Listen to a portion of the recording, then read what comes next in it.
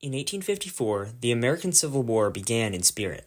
The disastrous Kansas-Nebraska Act destroyed the Missouri Compromise, which had kept the peace for over 30 years, by allowing the people of Kansas and Nebraska to vote for whether or not slavery would be allowed.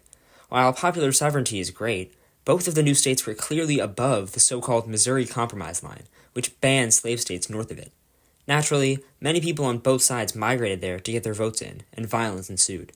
Those from the north, often voting against slavery, were called Free Soilers, while those from the south were the Border Ruffians.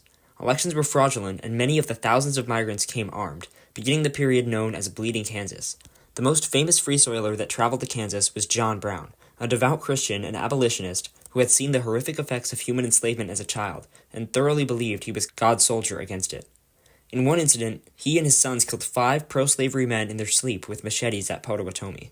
Months turned to years as violence continued, leading many modern scholars to say Kansas is truly where the Civil War began. It also took place in nearby Missouri, however Kansas was the heart of the conflict. In 1855, the Southern forces had unilaterally and without authority set up a government in Lecompton, which favored slavery.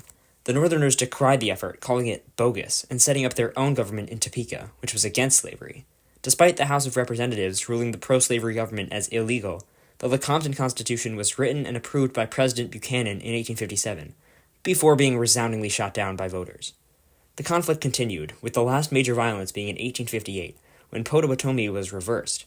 A group of border ruffians killed 5 abolitionists at Marais des Cygnes, and in January of 1859, John Brown helped escaped slaves out of the state without any violence. In the end, 56 people had been killed during Bleeding Kansas, but the relatively small human cost does not reflect the brutality and importance of the conflict. Once Fort Sumter was fired upon in 1861 and the American Civil War had truly begun, the conflict in the West faded away as the nation mobilized for war.